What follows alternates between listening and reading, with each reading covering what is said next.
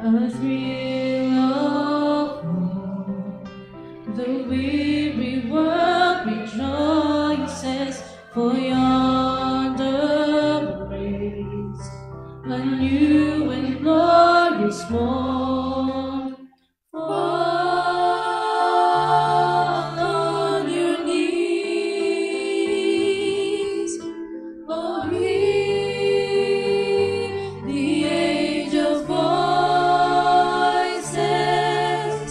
oh, night divine, oh, night when Christ was born, oh, night divine,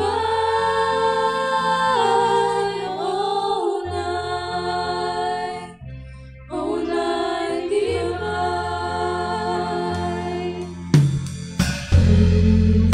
Give thoughts to love one another.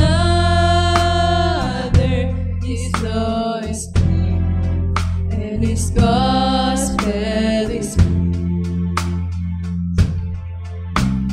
chains shall He break, for the slave is our brother, and in His name all our oppression shall cease. Streams of joy in grateful chorus raise we, let all will bear us praise His holy name. Christ is the Lord. Oh, praise His name forever. His power and glory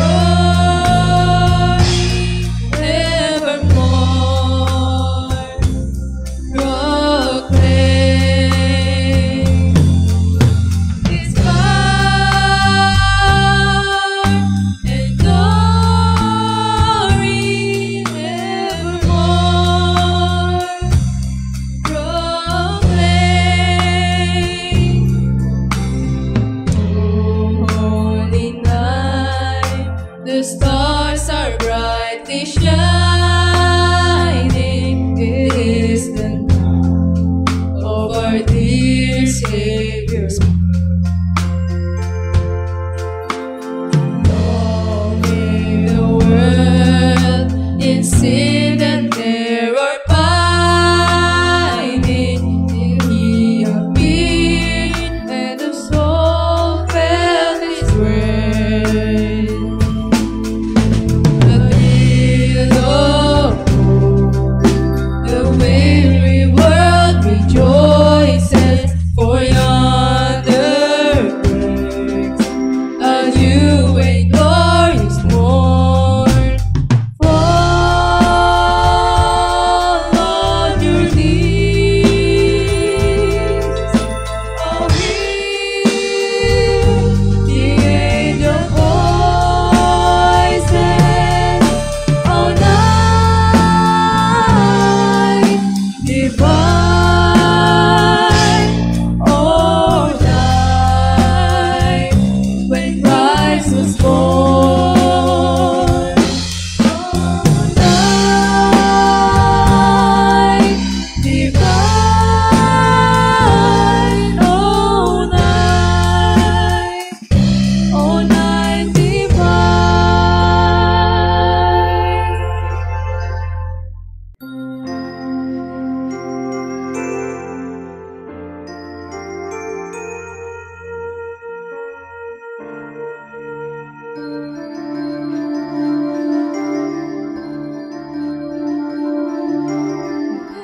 Whenever I see girls and boys setting lanterns on the streets, I remember the child in the manger as He sleeps. Wherever there are people giving gifts, exchanging cards, I believe that Christmas is truly in their hearts. Let's light our Christmas trees for a bright tomorrow, where nations are at peace and all are one in God. Let's sing Merry Christmas and a Happy Holiday.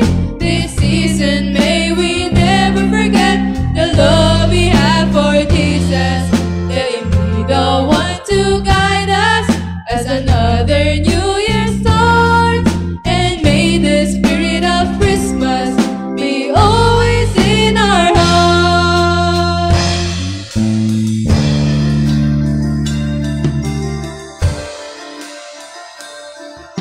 In every prayer and every song, the community unites, celebrating the birth of our Savior Jesus Christ. Let love like the starlight on that first Christmas morn lead us back to the manger where Christ the child was born.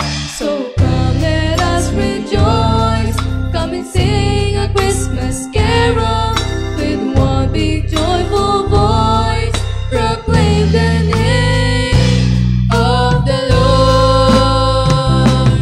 Let's sing Merry Christmas and a Happy Holiday. This season may we never forget the love we have for Jesus. Let Him be the one to guide us as another New Year starts. And may the spirit of Christmas be always in our hearts. Let's sing Merry Christmas and a Happy Holiday. This season may we never forget the love we have for Jesus. Let Him be the one to guide us as another New Year starts. And may the spirit of Christmas be always in our hearts. Yes, let us pray, church. Heavenly Father, we worship you, O God. We honor you. We glorify your name, Panginoon. You are worthy, Lord God. You are wonderful, Panginoon. Napakabuti mo sa aming mga buhay, Lord God. And right now, Lord God, una-una sa lahat, Panginoon, humingi kami ng kapatawaran, Panginoon, sa mga kasalanang nagawa namin, sinasadya man namin o hindi, malaki man o maliit, Lord God. And right now, Panginoon, we are thankful and grateful for this wonderful night, Lord God, that you have given to us, Panginoon. Na nandito po kami, Panginoon, nagtipon-tipon para sa iyong ngalan, Panginoon. And right now, Lord God, as we worship and honor your holy name, Panginoon, as we hear your message tonight, Panginoon, kayo po ang manguna at maging sentro, Lord God, ng aming pananambahan. Maraming salamat, Lord God, sa iyong buhay, Panginoon, na pinagkaloob sa amin, Lord God. We worship you, we honor you. In Jesus' name we pray. Amen. Palapakan naman po natin ang Lord. Ginawa ko ng panata na ang mensahe na ito ay i-message lagi every yung first na pakikipag-usap sa church tuwing Pasko. Yan. Ano pong holiday yan? All Souls Day. Pag All Souls Day, sino pong inaalala natin? Yung mga namatay na. Kaya ang ginagawa ho natin, bumibili tayo ng kandila para sa kanila, dinadalaw natin yung puntod nila, nagdadala tayo ng picture, no? No? Yun talaga. Sila talaga inan natin doon. Amen?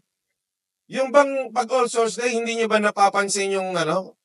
Kumbaga, ang ginawa nyo ay nag-party, pero hindi nyo inalala yung namatay?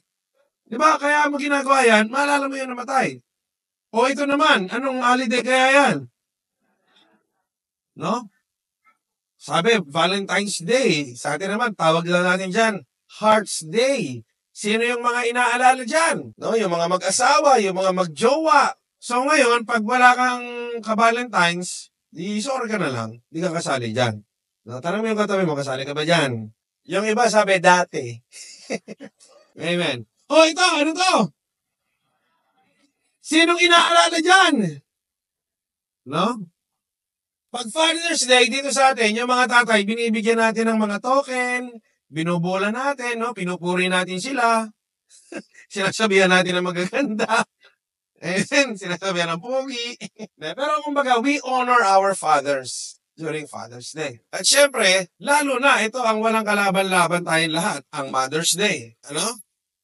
So, syempre, pag Mother's Day, talagang lapitan sa nanay, bibigyan ng regalo, nililibre yung nanay. Kasi, Mother's Day. Pag National Heroes Day, makikita mo lagi yung picture ng mga bayani. Pinapalabas yung mga movie ng mga bayani. Pero pag Christmas Day, sino ba talaga dapat? Bakit ba may Pasko? Nothing against Santa Claus, ha? Nothing against Santa Claus. Kaya lang talagang medyo malaking debate yan. Sinasabi nga ng iba, dapat ano yung kalimutan, wag yung ano yan, no? Nothing against muna Santa Claus. Kaya lang nga minsan, parang mas sikat na si Santa Claus kaysa kay Lord. Bakit ba talaga may Pasko? Kaya minsan kasi, sikat si Santa Claus kasi may regalo. Alam mo naman ang mga tao, basta may ayuda. Amen. Alam mo naman yung mga tao, kaya pag basta merong ayuda, kung saan merong namimigay. Amen. Kaya minsan, mas sikat si Santa Claus kasi kita mo lagi, ang daming dalang ayuda, no? Pero ang tunay na rason ng Pasko, walang iba kundi ang Panginoong Hesus. Kung walang Hesus na dumating, walang Pasko. Kaya lang, ngayong Pasko, sobrang busy nating lahat. Aminin natin. Ito ano lang tayo, medyo real talk muna doon sa katabi. Anong pinaka-naiisip mo pag Pasko? Tanongin mo yung katabi mo, anong pinaka-naiisip mo pag Pasko? Tanongin mo yung katabi mo. Ano yung mga sagot natin dyan? Ano mga sagot natin dyan? Ate, ano sa'yo? Ano sagot ng katabi mo? Salo-salo, pagkain, handaan. No? No? Ano pa? Medyo ano tayo? Tiglayan tayo ka. Ano naisip mo pag Pasko? Carbonara. Puro kayo pagkain ha? Ano ba naisip ng iba? Tilisa? Ha? Matulog.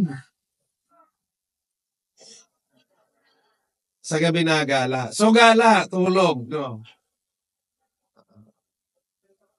Ano kay Chloe? Ampaw. No? Pera, no? Wala pa sa inyo nakaisip ng 13th month? Sino? Ikaw, 13th month. No, sa totoo lang, ang Pasko, kapag yung pag-alam na Christmas season, nasib na, magkakaroon ng Christmas bonus, no? Pati nga hindi naniniwala sa Pasko excited sa Christmas bonus. No, meron nag-ano sa page, ba't kayo naniniwala sa Pasko? Kaya nag-celebrate ng Christmas. Nakakalungkot naman yung kapanganakan ni Rizal, pinag-celebrate mo. Yung kapanganakan ni Lord, hindi. Sasabihin ng iba, sure ka ba na yan? Ano naman ko, hindi. Alam mo yung lola ko? Yung lola ko, sinatsambahan lang niya yung birthday niya. Kasi, nung pinanganak siya, nagpanahon ng hapon, sinunog yung munisipyo. Yung kanyang birth certificate, wala. Tatanungin niya rin sa isang tiyahin, kailan ho ba ang birthday mo? Nung nag-birthday kay ganito Tatanungin din siya, nung nag-birthday kay ganito Walang matsambahan. So nag-decision na lang, okay, itong araw na ito na lang ay celebrate natin. Kasi alam nyo, sometimes it's really the thought that counts. Tama po ba? Parang ganun yun Inaalala natin yung kanyang pagdating. Na dahil sa kanyang pagdating, nagkaroon tayo ng pag-asa. Dahil kung hindi dumating ang Panginoong Hesus na nagkatawang tao, wala po tayong pag-asa sa langit. Amen? Kung gaano kahalaga ang kapanganakan ni Hesus, ganun din kahalaga ang kamatayan ni Hesus. Kapanganakan at kamatayan. Sapagat dahil sa mga pangyayaring iyon, yun ang naging daan para tayo ay magkaroon ng kaligtasan. Kaya lang, ang Christmas, nawawala na sa picture si Lord. Ang nasa isip 13th month, ano kayang sapatos ang bibilihin para masuot sa Christmas party? Ano kayang pang-exchange gift? Ano kayang maibigay na regalo? Yung iba nga, kakaisip pa lang. Ubus na 13th month, di pa dumarating. Amen? Pero, katulad nung Father's Day, nakafocus yung isip, attention, sa tatay. Yung Mother's Day, sa nanay. Sa Valentine's Day, kay jowa, no? Kay spouse. Amen? Doon nakafocus Paano mo pasasayihin yung dahilan ng okasyon? Amen? Ang Pasko, nakafocus na tayo kung paano natin pasasayahin ang mga sarili natin. Mother's Day. Para kanino okasyon? Sa mother. So, sino pasasayahin mo? Ikaw? Diba? Mother's Day, isipin mo kung paano pasayahin mother.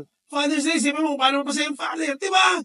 kung sino yung rason ng okasyon. Sino ba rason ng okasyon ng Pasko? Ikaw ba? Tanungin mo katabi mo, ikaw ba? Inaagawan natin ng celebration si Lord. Parang it's about you na eh. Hindi ko naman sinasabing masama to sell, it's about the family, the kids, lalo ng mga bata, ano? Hindi naman masama ang pasayahin. Masaya tayo. Actually, ang theme nga natin, the season of peace, hope, and joy. Ito naman talaga yun eh, itong panahon na to. Amen? Kasi nagkaroon tayo ng peace, hope, and joy dahil sa Panginoong Hesus. Pero, wag naman parang it's about our happiness na lang.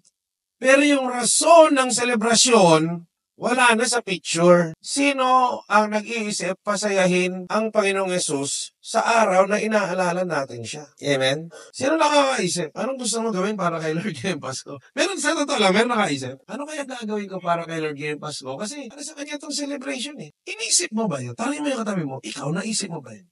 Anong gagawin ko para kay Lord ngayong Pasko? Kasi para siya ang sineselebrate eh. Naisip mo ba yun? We have lost Jesus Christ in Christmas. Amen? Kaya yan po yung ating pag-uusapan. No, hindi na tungkol sa regalo, sa aginaldo. Amen? Sino excited na mamasko? No, nililista na nga natin kung kanino tayo pipila sa Christmas party. No? Ang mahirap pa sa panahon ngayon, ang 20 ginawa ng barya. Parang nakakahiya na mag-20 na barya eh, no? Isipin mo yung 20 mo ngayon kasama na sa paagaw. Amen? Ayan eh, dyan na tayo nakapokus eh. Caroling, no? Christmas party, shopping. Amen?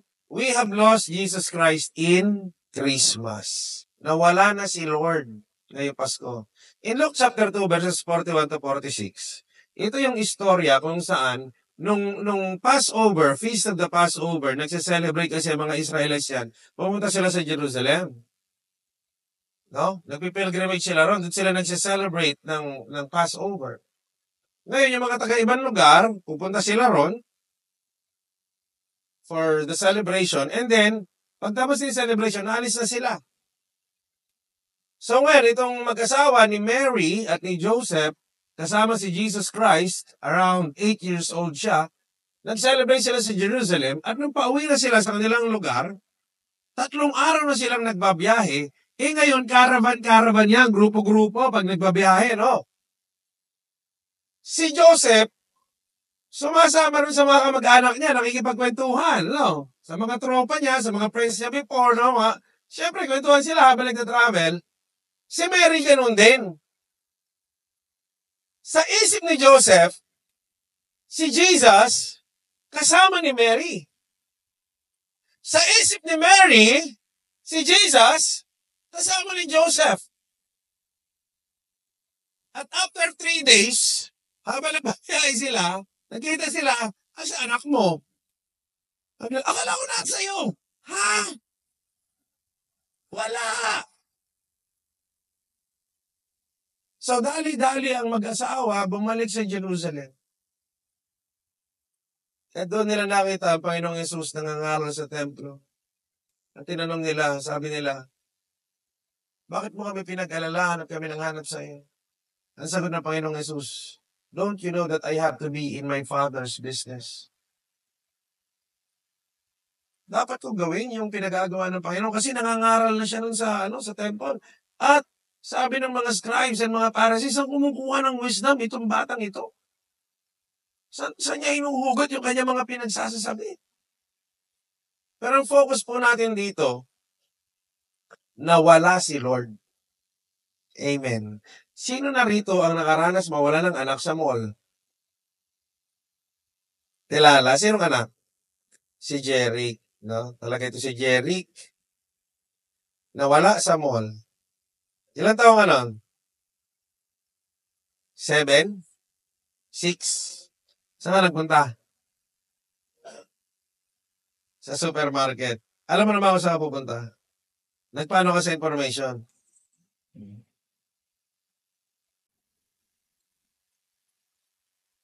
Meron kaming kakilala.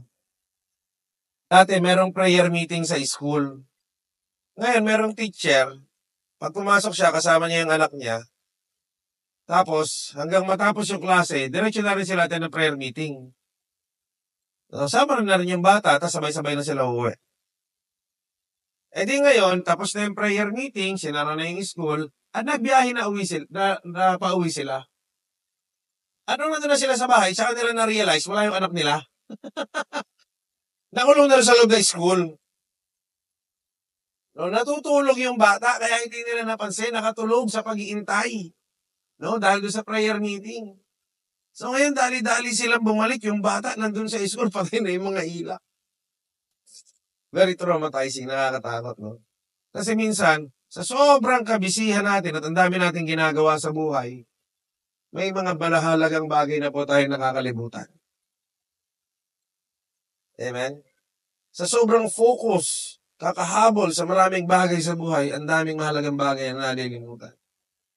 Ang nakakalungkot, sa mismong araw kung saan ang Panginoong Yesus ay sineselebrate, mismong ang Panginoong Yesus ang nakakalimutan. Amen? No? Pero tingnan mo yung mga tao, araw ni Lord. Idikit mo na sa Pasko. Pag Pasko, itapat mo ng linggo. Nangangaunti, nagsisimba, dumarami. Pero araw ni Lord yun. Diba? Where is the common sense of our religiosity? Kung totoo, meron ba tayong relasyon sa Panginoong Yesus? So ngayon, kung totoo meron tayong relasyon sa Panginoong Yesus, ang focus natin ngayong Pasko kay Lord, hindi sa sarili natin. Hindi sa kung ano matatanggap natin. Hindi po masama yung sa family, sa friends. Hindi po masama yan. Siguraduhin yun lang na hindi natabunan ng lahat yan si Lord. Wala na si Lord eh. Kulailat na eh. Sinong may regalo kay Lord ngayong Pasko? Anong pwede ko gawin ngayong Pasko para sa Panginoon? Sana meron ka nang naisip na meron kang gagawing regalo para sa Panginoon. Yung siya ang matutuwa, hindi ikaw. No? Sabi mo sa katabi mo, wag makapal. No? Hindi ikaw ang may birthday. Amen? How to effectively lose Jesus Christ this Christmas? Number 1, get preoccupied. Yung masyado ka ng maraming laman sa isip, hindi mo na talaga maisip si Lord. Ang isip mo na doon sa 30th month, exchange gift. Alam niyo sa totoo lang, ako nasabihan na ako ng KJ sa school eh. Kasi nagmunito-munita sila. Sabi ko, huwag na kayo magmunito-munita. Mag-exchange gift na, munito-munita pa. Magbibigay pa something sweet, something funny. Ang hirap. Mag-iisip ka pa eh. Ang dami mo nang iniisip sa buhay. Isipin, anong something sweet? Siyempre, nakakahiyan mo kung ano lang doon sa kantin. Bigyan mo naman ng asukal para sasabihin naman ang binigyan mo, pinagtripan mo siya. Ito ba matindi? Dito ako lalo nahirapan. Ang sabi, ano daw yung last natin sa school? Something that will describe. Ano bibili ko? Toyo? Ano kayo didis? Ang dami ko nang iniisip. Kaya tayo, alam niyo po, kaya ang daming nai-stress pag Pasko. Gawa din po natin. Sabi, ikaw naman, para yun lang, just for fun. Ewan ka ba kung baka nawala na ako ng masyado lang talagang preoccupied. Amen? Regalo, ilang Christmas party. Amen? Ilang Christmas party ang atinan. Buti sana kung freelancer ka. No? Mag-isa lang ang Christmas party mo, ikaw lang. No? Kaso kung hindi, eto matindi, no? Diba, nagtatrabaho ka, di meron kang Christmas party ng company nyo. Sa company nyo, member ka pa ng isang department. May Christmas party pa ulit kayo ng department nyo. Per department, di ba? Sa per department, meron pang per tropa. Sino yung mga close? Diba? Ay, Christmas party tayo ng Diyos ko. May Christmas party pa sa church. Member ka pa ng isa pang ministry. May Christmas party pa kayo sa ushering, sa music, sa dance. No? Member ka pa ng cell group. May Christmas party pa kayo per cell. Lahat yun kung may exchange gift. Ako po, Diyos ko. Na-preoccupied natin na naalala sila. Dami lang iniisip. Dami pa, yung kayo pa sa family nyo. Sino naglista nung mga reregaluhan, nilista mo yung mga reregaluhan mo, tapos nung nabasa mo, gusto mo na itapon, maganoon ka na lang eh. So, wala na lang lahat para fair. Pangalawa, progress without Jesus. Alam mo yun, umusad ng umusad yung mga araw na hindi nila kasama ang Panginoon. They do not realize the everyday of their lives is progressing na hindi nakasama si Lord. Sa dami ng ginagawa, napapalipas natin ang bawat araw, nalilingat na tayo sa presensya ng Panginoon sa ating buhay. Kapag ang ating everyday life, hindi nakasali si Lord, we will surely lose. Alam niyo kasi hindi dapat pagpasko lang. Talagang parte ng buhay natin ng Panginoon araw-araw. Sabihin mo sa katabi mo araw-araw. Hindi pang Pasko lang. Ang pakikipagrelasyon, hindi yan celebration lang. Amen? Hindi pwedeng sweet lang kayo ng asawa mo, ng jowa mo, okay lang kayo. Pag-anniversary nyo lang. Hindi ba? Pero the rest of the days of the year, wala kayong pakialaman. No? So, pangalawa, nalakdawan natin, have the wrong presumption. Having the wrong presumption, maling akala. Sabi natin lahat, maling akala. Ang akala ni Mary, kasama ni Joseph si Jesus. Ang akala naman ni Joseph, kasama si Mary ni Jesus. Alam nyo, ngayong Pasko, maraming maling akala. Na ang Pasko tungkol sa iyo. Ang Pasko tungkol sa 13th month, Christmas bonus. Ang Pasko tungkol sa sharing and giving. Hindi ko po sinasabing hindi. Pero kung yan lang, apart from Jesus, saka siya nagiging mali. Kaya tayo merong sharing and giving na inaalala, it is because ang unang nagbigay, ang Panginoon, ang Diyos, ibinigay niya ang kanyang buktong na anak na si Jesus, siya ang regalo. Naalala niyo in the book of Romans? No, but the free gift of God through Christ Jesus is eternal life. Ang regalo, si Jesus, siya yung ibinigay para tayo magkaroon ng passes papuntang langit, para tayo magkaroon ng pag-asa sa kaligtasan. Kasi wala talaga palpak tayo Amen? Nagkakamali, sasablay at sasablay. Magkakasala at magkakasala. Kaawa-awa tayong mga tao sa totoo lang. If we will just open our spiritual eyes, kung bukas lang yan, at makikita talaga natin kahinatnan ng buhay natin, parang walang saysay ang dulo ng buhay na ito kung walang kaligtasan. Kaya ang tanging pag-asa, walang iba kundi ang Panginoong Hesus. Siya yung unang regalo para sa atin. At nung nabubuhay siya nito, sinare niya yung buhay niya sa atin. The real picture of love in its perfection. Yun po yun. Hindi po yun dun sa sharing and giving ng exchange gift. Matatanggap na pera. Doon na nakapokus masyado Mali na yung presumption patungkol sa Pasko. Mali na. So mga kapatid, itama po natin. Sabi mo sa katabi mo, itama mo. Isip-isip kay Lord. Ano ang gagawin ko para kay Lord? Para siya ang sumaya. Inisip mo nang sumaya lahat ng miyembro ng pamilya mo, kaibigan mo Pero nag-isip ba tayo kung paano sasaya talaga yung tunay na rason kung bakit meron Pasko? Sabi mo sa katabi mo, itama mo. How to recover the meaning of Christmas? Number one, recognize your problem concerning Jesus. Recognize natin, sino nga amin, medyo naligaw, nadi-focus, na wala naman talagang iniisip para kay Lord. Sinong may naisip para kay Lord kay Pasko? Taas ang kamay. Hindi po ba? Ang naisip natin, anong ibibigay kay ganito, anong ibibigay kay ganito. Huwag yan na ibigay mo, nakakahiya naman. Nasa na yung mga nabunot mo sa raffle last year na hindi mo nagamit at baka pwedeng ipamigay at i-recycle ngayon. Tumatawa yung iba. Diba? Ang daming guilty sa ganyan Ano kaya yung mga nakabalot pa rito? Rito. Ganyan mga inisip natin. Let us recognize. Aminin po natin. Sorry Lord God. Sorry Jesus. Nakalimutan kong ikaw para sa iyo pala talaga ito lahat. Anak, paki-click nga. Regret and repent for the lost time. Sorry na lang po tayo. Wala pa tayong magagawa. Mali tayo nagkulang tayo Kasi tayo mga tao talagang materialistic at saka ang gusto natin yun nga kung saan merong sa may ayuda, sa may matatanggap. Kaya alam nyo, mas pasikatin po natin sa mga anak natin si Jesus kaysa kay Santa. Amen? Mas pasikatin natin si Lord Jesus kaysa kay Santa. Kasi ang natin sa kanila, magbait ka, Para yung medyas mo, di ba? Pag sinabit mo, lalagyan mo, bibigyan ni Santa. Amen? Kaya yung mga bata, habang sa paglaki nila, ang nakapokus na tuloy dun sa isipan ng mga bata, ano makukuha kay Santa? Amen? Hindi na lang isip, kaya may Pasko kasi gawa ni Jesus Christ, dumating siya, nag-birthday siya, at kaya dumating yung araw na yun para maligtas tayo. Kaya tayo dapat magpasalamat at mag-celebrate kay Jesus Christ.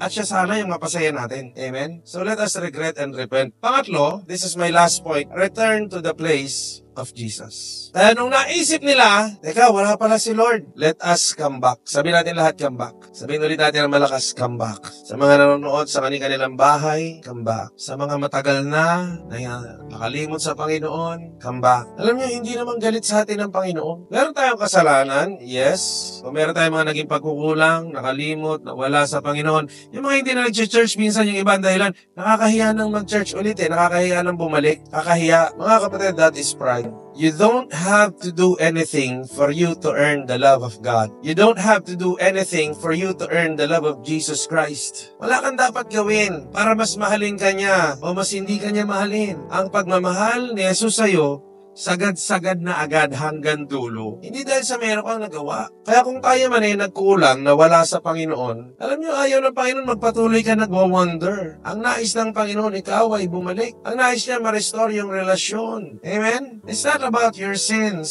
Namatay nga siya para dyan. Magsisi ka lang. Tunay ka lang magsisi at mag-sorry. Bumalik. Palagi kang tatanggapin ng Panginoon. Kailanman, walang magulang in his or her right sense. Kahit gaano kalaki yung pagkakamali ng anak, pag yan umuwi at bumalik, lalo na't napakatagal na panahon, walang magulang ang kayang magtiis sa anak. Gaano man kalaki ang kasalanan, gaano man kalaki ang pagkukulang. Kaya tayo man dito, o yung mga nanonood sa kanilang mga tahanan, gaano man kalaki ang pagkukulang, mas mahalaga ka pa rin sa Panginoon at ang nais niya is for you to come back. Amen? Pwede po palakpakan natin ang Panginoon. The real meaning of our celebration is nobody else but our Lord Jesus Christ. Kaya, assignment po nating lahat, no? Alam niyo, pinakamagandang regalo kay Lord, bigyan ko kayo ng tip. Lahat ng magulang, ang nais niya, yung anak niya bumalik. Hanapin niyo yung mga dapat mag-comeback.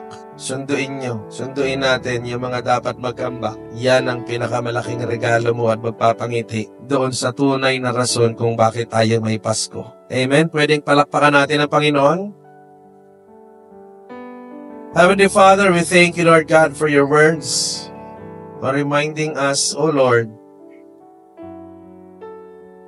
that this season of celebration is meaningless apart from you. Na Panginoon, kaya kami merong Pasko dahil sa iyo at ikaw ang dapat naming pinag-celebrate. Sorry po, Lord God, dahil ang celebration tinransfer na namin para po sa amin, para po kami ang mabigyan ng lugod, kami po ang maging masaya, no, kami po, Panginoon, ang magdiwang para sa aming sariling kasiyahan. Forgetting, Lord God, that the real reason of the celebration, Panginoon, of this season is you. Na Lord, ikaw ang dapat naming alalahanin, ikaw ang dapat naming pasayahin, sapagkat ang selebrasyon na ito, Panginoon, ay dahil sa iyo. Forgive us, O God, forgive us, Lord. Itama mo po ang aming mga puso, ang aming mga isipan patungkol sa selebrasyon na ito ng Pasko, Panginoon. Dalangin ko, buklorin mo kaming lahat dito, Lord God, sa Powerhouse Church, magkaisa na ikaw ang pasayahin sa selebrasyong ito. Sa inyo po ang lahat ng papuri, ang lahat ng pasasalamat at ang pagdakila sa ngalan ni Kristo Jesus. Amen and amen.